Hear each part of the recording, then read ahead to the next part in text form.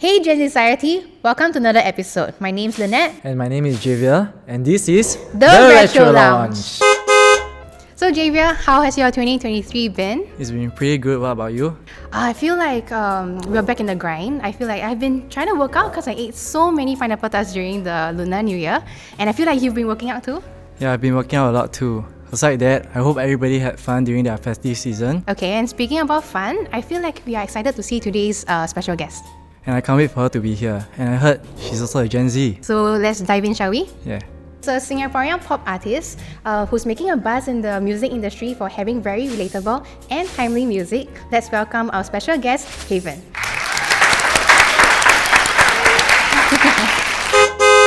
Hi guys. Hi. Thanks for having me today. Thank you for This is being here great. with us. Okay, I'm a so Gen Z. Yay. you are a Gen Z. I just heard over the just now that you are 20, I'm 19 still, but turning 20, yes. 19. I don't even know what I'm doing at 19. Okay, so before we begin, let me just tell you some research that I did last night. I went to your Spotify and then I heard your single Future Somebody. And you know, with all the music that we hear, new music, no expectations. But the first 10 seconds in, right, I was so impressed, you know. So Stop it. You're too nice. Thank no, you so really, much. I heard the music. I'm like, you're so good.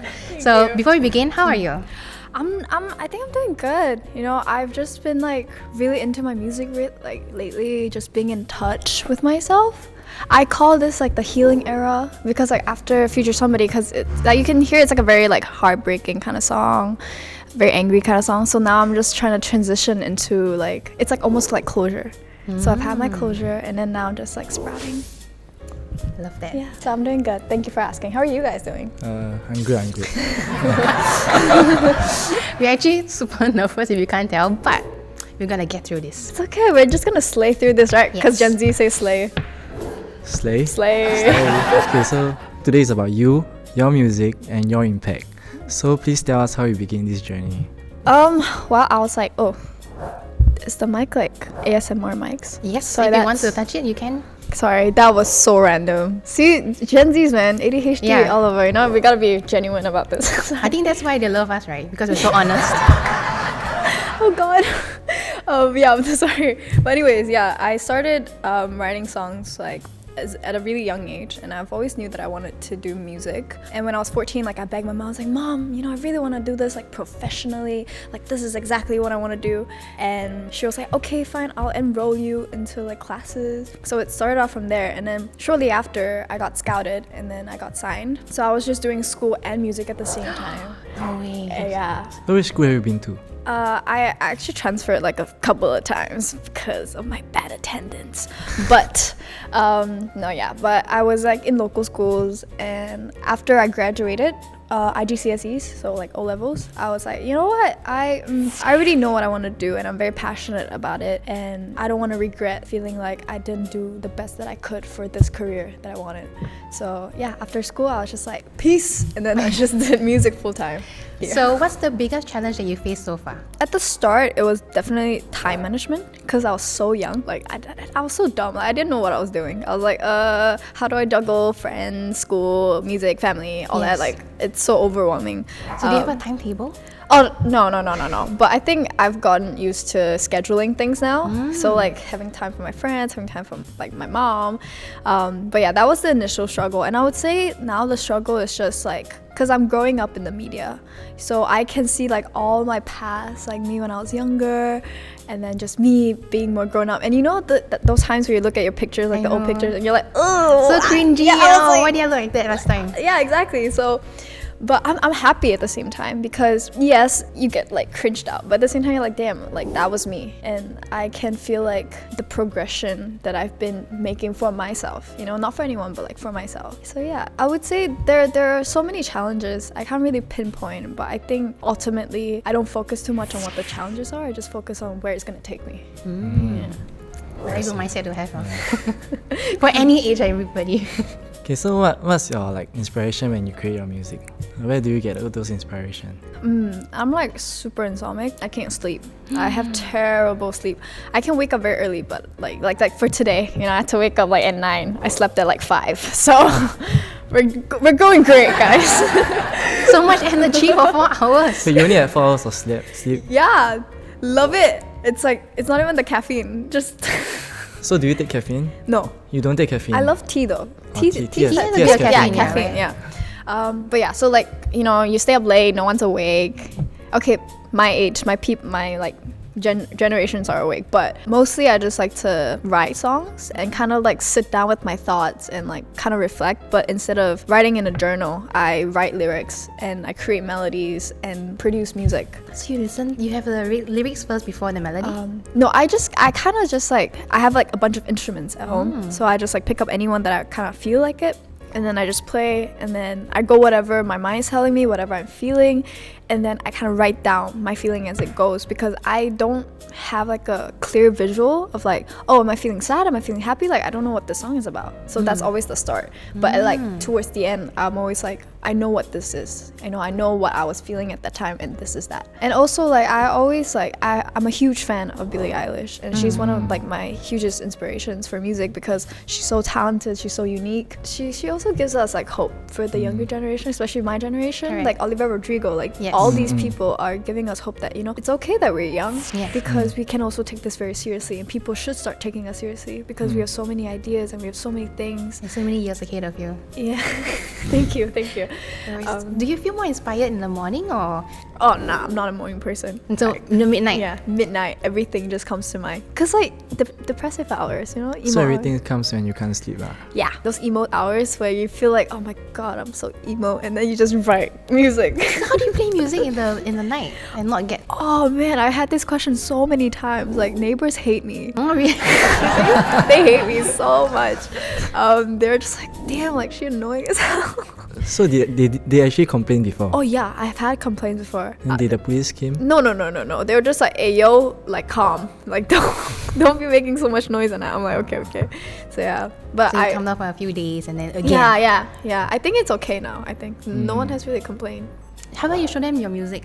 Just give them your single. I think my producer would rather I go to the studio instead of okay, yeah. So I think that's why. There's not a lot of complaints. Yeah. Okay, so with our current generation, you know that we are very updated on social media. Yeah. From the information that we consume has to be quick, easy, entertaining even. So do you have to be mentally prepared to pay the price for being in the spotlight?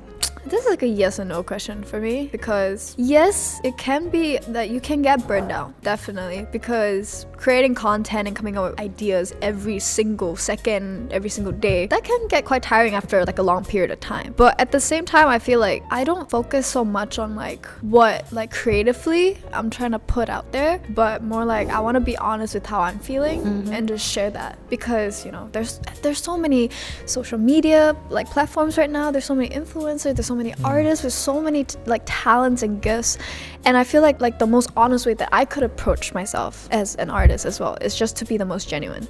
So it doesn't take too much like mentally for me, because I feel like as long as I'm being honest with myself, if I feel like today is just not a good day, I just feel tired, I feel burned out, like today is not a good day, so I'll just like take a break. But at the same time, when I feel like okay, I have tons of ideas, so I also have friends who are very supportive, and they help me as well with that journey. Oh, that's so nice to hear. So I'm just curious, for example, if you receive you post something on TikTok, right? Out of 10 comments, one comment is not that good, do you focus on that? Oh my god, I get so happy. Why? Okay, I get really happy. Okay, my friend actually texted me one time there. She was like, yo, someone's like can I curse? Yeah, you sure? Yeah, people are like talking mad shit about you, like bro, they think they're funny. I looked at her, I was like, wait, I got haters? And then she showed me the text, and I was like, wait, what does that mean? I don't know what, like I don't know, it was some random thing. But then I remember getting really happy, because I remember what my mom said. She was like, yo, you can have a lot of like supporters and admirers, and I'm super grateful for them, because they're really the livelihood of my career, but at the same time, like this hater shit also makes me realize like I'm getting noticed. I am worth their time to text something like that. So I feel a lot of joy from that as well. I'm not saying like, oh, hate is good. No. Hate is not good. Don't hate kids. But it's just knowing that, at least Good or bad, someone's recognizing your talents. Yeah, any exposure is good exposure. Wait, so not sad at all, even like Oh, hate nah. Wow. No, because my friends are my biggest haters. My best friends they humble me so hard. Like, Like for example, No, you're but- excited to tell them. But deep down, actually, Yeah. they support you. lah, Yeah, I no, guess, but- yeah. It's like all sarcasm, but like I feel like my friends are a huge part of my life. They're my fan because I'm an only child, so they are like my siblings. I grew up with them. I know their families. I know their siblings. So like every single time, like I tell them like exciting news, like they always keep me grounded. Yeah, Yeah, you always yeah. be friends like that, right? That's how you know they are actually, true friends. yeah. Yes, true. yes, I love them. So, being a Gen Z, what do you think are the good traits that is actually helpful in your career? I mean, definitely having the internet, because I know the generation before us were just getting started with using YouTube, and being able to have that easy of an access to all of this social networking has given our generation such a huge advantage of like getting exposed. Because my mom used to tell me, like, when people used to want to get gigs or they want to perform, they had to go through all these auditions, and now Yeah. kids, you guys just post videos constantly. TikTok? Yeah, viral. and they get noticed. So that's something that I'm very grateful for this generation. Yeah, we really do have it as an advantage to us. Yeah. So how long have you been in this industry? This year would be 14, 15, 16, 17, 18, 19, 20, 7 years. 14. I was still studying, Me too. I was also studying. Yeah, 6. How many years? 7 years. 7 years. This would be my 7th year. Being in the industry for so long. Do you have any controversial truth that you learn about the industry? For example, like you hear something, and then once you're in the industry, then you realize, it's true. Let me think. This could be an expose. No, I'm kidding. We hope not. Okay, I heard that it's gonna be like super tough, and that you have to sacrifice a lot of things. It's not really a controversial thing. It's just more like very pragmatic view. At starting a career, especially at a young age. Yeah. And this doesn't just apply to just being an artist. It applies to all kinds of work that you guys are passionate about, or things that you're gonna work in the future. But sacrifice, that's something that I learned. My mom always told me, like, you have to sacrifice a lot, and I was just like, couldn't be that much. But then as the longer I was in this industry, the longer I realized, like, there are a lot of things I gotta sacrifice, like being in a relationship, because it could affect my work, because it might take away my focus, and stuff like friends. I used to get to hang out with them a lot, but at the same time, because I do have work and I have my commitments as well as them, I can't see them as often as I would want to. So there are a lot of things that you have to sacrifice for your career. Doesn't necessarily mean it's a bad thing. I mean, this is to the fellow Gen Zs, right? Or to anyone watching. correct.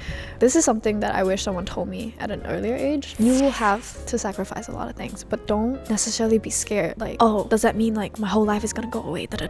No, it's not. I think because of my career that I was so lucky, and I'm always so grateful and so like blessed to have the friends that I have right now. Because even through all that, even through like, hey guys, I can't make it last minute, like I can't come, I can't do this, can't do that, they've always understood, and they've always been so caring and loving towards the situation. And as well as like family and the people that I work with, like you really get to see who are the people that wants the best for you, and who the people that really loves you. So these sacrifices, don't fear that you're gonna lose the people that are worthy of you, because people who are worthy of you will be there no matter what happens. So when you're talking about sacrifice, I'm just focusing on Yeah. you talking about relationships, right? So do you write about the people that you used to date? Oh hell yeah.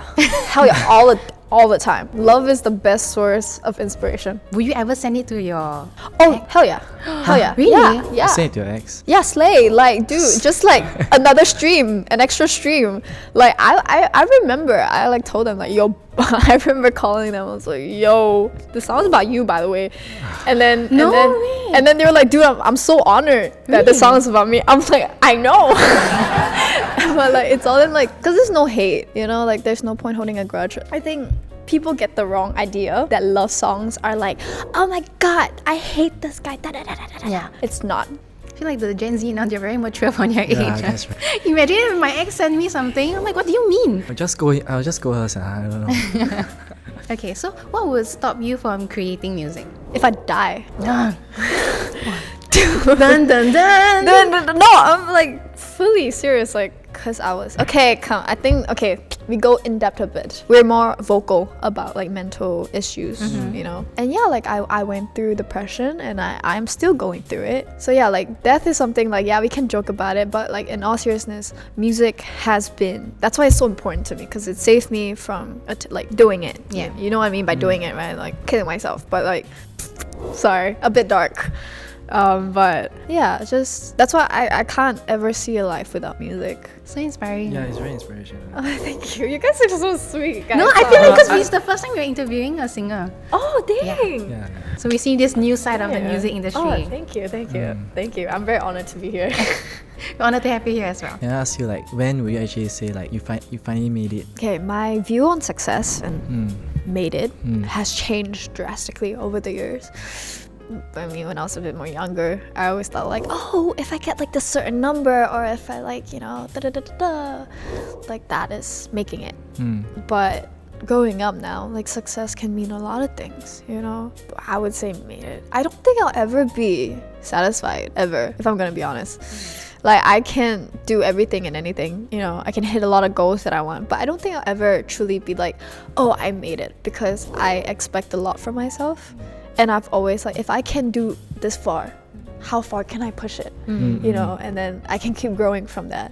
So I don't ever want to be contented, because I just want to keep growing, because there's so much. I'm so curious now, you know, like turning 20, I'm like, there's so much things I want to do, there's so much things I want to achieve, and I want to keep doing that. Even if it means changing your genre? Yeah, whatever it takes, like, because again, like now maybe this is my genre, Right. but in a few years it might not be. So I'm not gonna like categorize myself in a certain place. I'm just gonna let me be me. Okay. You know? Yeah, just be genuine. So I have a very curious question. So how did it feel to hit like 100K on your Instagram? Just a genuine question. Okay. I was actually very humbled, and then when I hit like 100K, I was just like, wow, you know, I felt happy, I felt positive, you know, I felt like, okay, if I can do this, then I can keep going. It felt very validating, but it also felt very humbling to know that I couldn't have done that alone, obviously. Like, that wasn't all me. Like, I had so many people supporting me, I had so many people helping me in my career. So the only even reason why I even got to be there was because of the people that helped me, you know. So I felt so grateful and humbled by that. So Yeah. nice. So do you remember what's the sweetest thing that a fan has ever told you? Oh, I've actually never said this to anyone. No one has ever asked me that too. I had a viewer text me one time and saying that like, hey, like I want to kill myself. Like through Instagram? Yeah, like he was just like, I'm just reaching out because I don't know what else to do. And I think I just did a live on TikTok, and I was like, hey, like text me if you guys need anyone to talk to. So he did text me, and then I think that was like 2 years ago, and he texted me like yearly updates of his life. He's like, hey, like I'm doing really great right now. I'm starting to get my life together and stuff like that. And he was just such a sweet person, and I'm just so happy that, you know, he got out of that. That's so nice. Yeah, it's been like 2 years, and it's just, I don't know, like I got really happy. Wait, so through your TikTok live, you ask people to reach out for you, right? If they ever need anyone to talk to, Then yeah. do you really like scroll through all your requests in Instagram? Yeah. Wow. If it's like genuine, like But you wouldn't know wanting to if talk. it's genuine until you open it, right? I've had some weird DMs, definitely. So I think it's not too hard to decipher. Yeah. Alrighty. Moving on from this a very heavy topic, but I love it so much. Okay. Do you have any new music coming out or anything you want to promote? Oh, hell yeah. Stream my debut single with Wild called Future Somebody. My music video is out now. Stream it on all the digital platforms, on Spotify, YouTube, whichever, Apple Music, iTunes. Stream Future Somebody. I love that song. It's my baby. I've worked on it so hard, so please do listen to it, and please do stay tuned to more songs upcoming. I've got, you know, singles and EPs and all these things planning out, so please follow my handle wherever you guys will pull it. Somewhere here you guys can get updates and just know what's going on. Can you give us like a sneak preview of how the song sounds like? Oh, Or yeah. something? I'm pretty sure he hasn't heard it. Okay, this is a cappella. Yes. So this is no like, okay, it's like go find yourself a lover. Don't wanna be a future somebody. Don't need another lover. Stop trying to be my future somebody. Slay. Thank you. You hear the room vibrate with your voice, you know. So you heard it straight from our rising star. Thank you so much for being here with us, and I hope to see you top the charts soon. Thank you. That's so sweet. Remember to follow her on her socials right here. And you guys are socials as well. Oh yes, Okay. it will definitely be there. Make sure to watch The Retro Lounge. Yeah. for more. And that, people, conclude our chat for today. And once again, thank you for being here. Thank you, Xavier. And Thank you you. so much. and inspiring us with your story. Thank you. And don't forget to head over to Spotify to listen to this complete conversation. I'm Lynette. And I'm Javier, and you can catch us on the next episode. And I'm Haven. Yeah. Disney Channel. Thank you so much. Thank you so much. Bye. Bye.